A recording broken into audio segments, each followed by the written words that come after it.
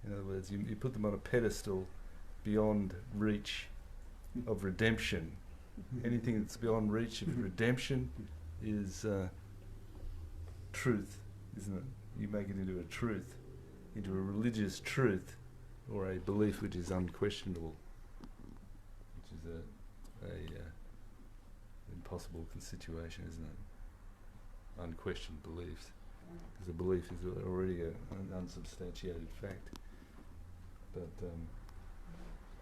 yeah, just putting that in just as a note of seriousness and warning to watch how the mind works in terms of making the blah into something real. But in fact, it's still blah. Even with your guilty bits and shameful bits. The thing, let's go right to the thing now, which is the most seriously shameful in you, and let's have a look at that. Let's put that out on the table. What is it? Anyone willing to say? A belief in the me. That's this I'm talking about something specific. No, I'm saying this, the most serious thing that creates shame and guilt is a belief in the me, which is erroneous. Yeah. So any guilt and shame or fear or self-pity or anything like that is all caused by a belief in the self-centre. So Bob told me, 34 years ago, there is no self-centre. And yet the mind, continues to bring up things and sort of, tries to trap you into justifying that you actually exist as a separate entity. So it's an amazing thing, because you can go along quite well living in the heart, and then all of a sudden the head will bring something up, and the process becomes easier to say, there it is, and be back in the heart. Yes, just. Sorry, do you want you go? Guilt is quite interesting when you mention it, because I do felt it in the last 1-2 weeks, and that particular story, which is where I came here from the first place, which is 2 months ago, was that I ended up in that relationship situation where that couple, and I was with the wife of the husband, and that guilt came lately up again, and I recognized it, and I did talk to her about it, and it always came up when I, for example, met him in person, and when she was saying certain things about him, that he's okay with it, and whatever is between us. And when I see him in person, I can tell he's not. And that what sort of bring up that guilt, where I noticed, that's what I'm carrying around for 2 months, or even. Blah, blah, blah, blah, blah, blah. So that's, blah, blah, blah. So I can't recognize with the blah, blah, blah yet, but I'm not, I know that what came up or what I felt, so. You've made it very serious, and therefore you are a real person, and he is a real person. This is a real world. You see how it works? Yeah. Through the seriousness of that, through the untouchable nature of it. The guilt is so extreme there, it's so tenable, we can really feel it, can't we? We feel his guilt emanating out of you. And you believe that because it is guilty, because it is guilt. Guilt is, we put it on a pedestal. But it's just shit like everything else. It's just blah, blah, blah, blah, blah. Isn't that amazing? That said, sometimes I really do have a hard time, like, with what, maybe empathy, I think. Yeah. Sure.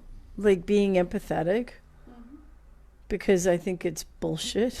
Like, you know what I mean? I know someone who's going through a hard time right now, and he's heard all this before, at least indirectly. He doesn't want to. I'm not mentioning names, okay? But he's heard these pointers, he seems to resonate enough that he actually asked me to talk to friends of his, but doesn't want to hear it himself. But anyway, he's heard these pointers, and he wants me to sit and listen. Don't talk, don't fix by saying, well, who's got a problem, and even talk back any non-dualies, right? He just wants to hear me. Like, he wants me to just sit and hold space and listen. And that's something I've noticed you're very good at, Bob. You're really good at just listening. You know, I'm sure you know that my story's bullshit every time. You know, and you're very good at sitting there and holding space. So how do you do it? You know, when you know I'm full of shit, right? So, I mean, because I feel like with this person, That's what love does. yeah, I'm like, well, I love him. Okay, this person, I love him. It bothers me to, like, because I'm watching him, like, bang his head against the wall, complain of a headache, and continue to bang his head against the wall. And I want to say, well, then just stop banging your head against the wall. Maybe the headache will go away, you know? And I want to say that, but I can't, because that would be like non-dualese or fixing things. I'm not being compassionate. So tell me, oh sage man, how can I be compassionate and more empathetic like you? Do nothing. See what comes up.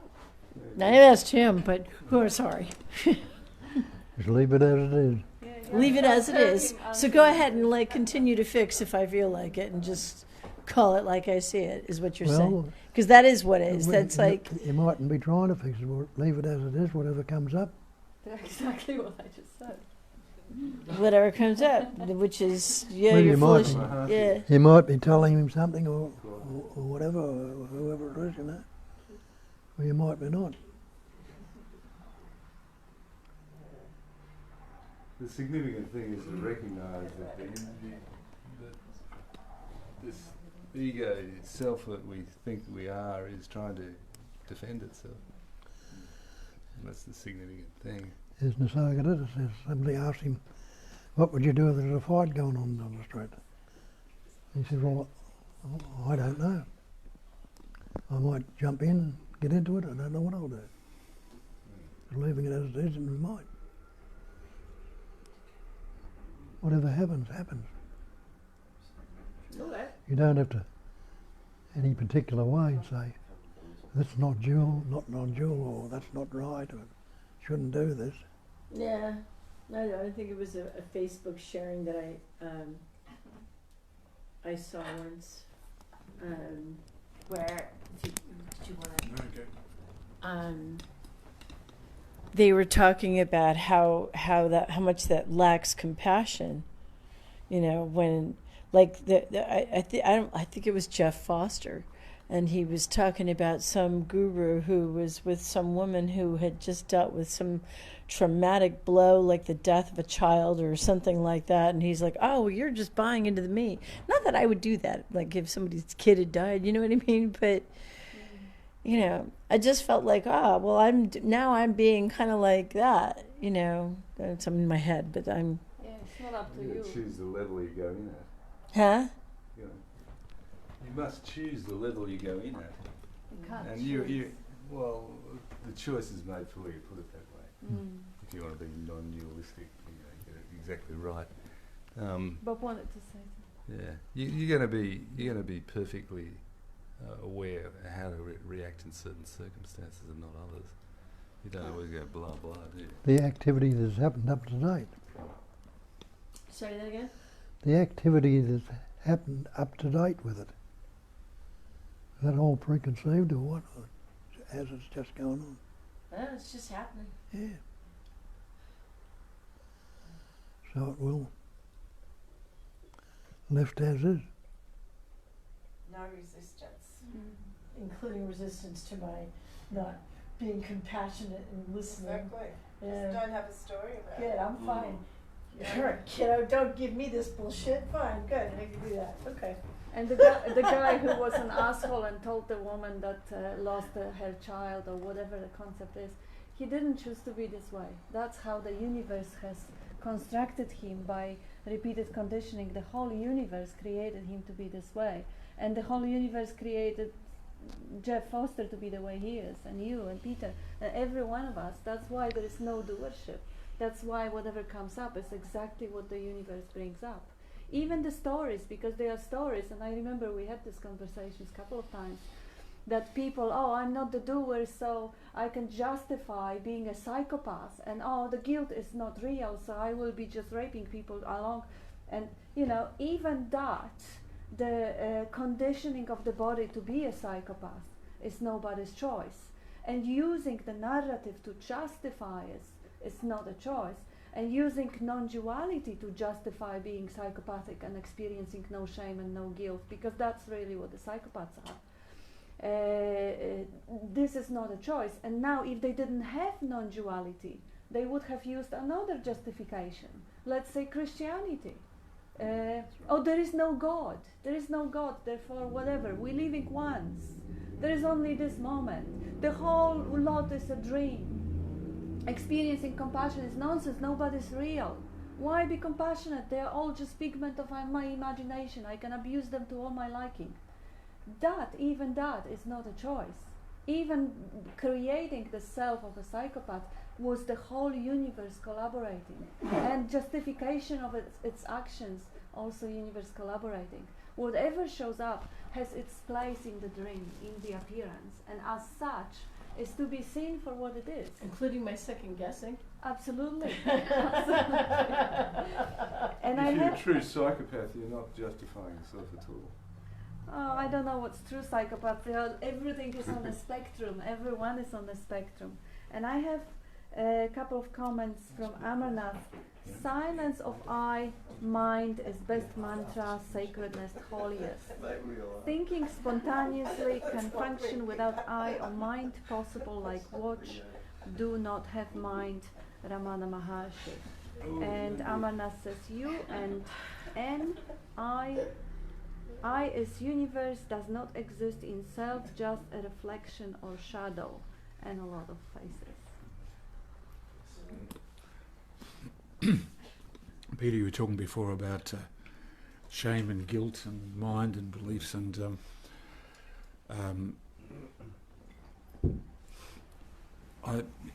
it's almost as if you do enshrine certain beliefs and patterns of beliefs in a negative way. It's like they're untouchable, and they get reinforced by repetition.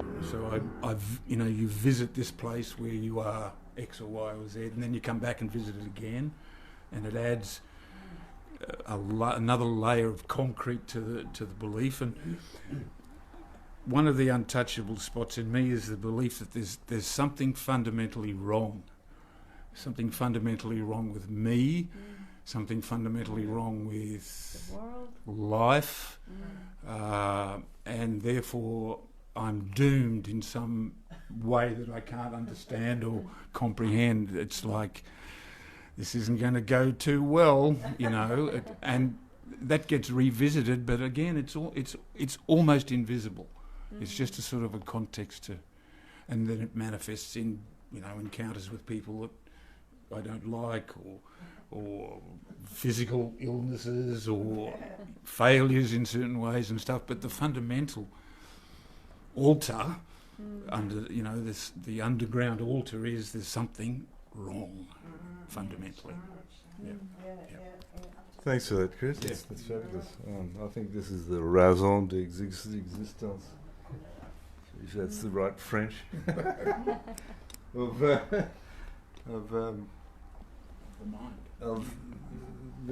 individual self. There's something wrong, something deeply wrong, something deeply amiss here. I feel that too. I feel that coming up. That nothing either right or wrong, but thinking makes us up. Exactly. That's right. Exactly. Yeah, that's right. Yeah. So it's only in the moment that that being thought, if you like, that it exists. That's right. That's the way out of it, isn't it? Yeah. Spontaneously living. say, I'm not sure it's any relevance, but I think it's one of Terry's pointers too. Is like all the thoughts were just in Chinese. You know, all the thoughts that come up were actually in Chinese. So it's the meaning given to it. It's just like if it was all Chinese, there'd be no meaning given to it. Like, what's I in Chinese or something? I don't know. Yeah, it was just an interesting. I probably shouldn't be talking about Terry's pointers, but I just let him. That's one who shared with me, which I like. Yeah, it's one of Bob's. Sorry. Okay. Well, I'm not want to step on anyone's non-dual toes, but I liked it as That's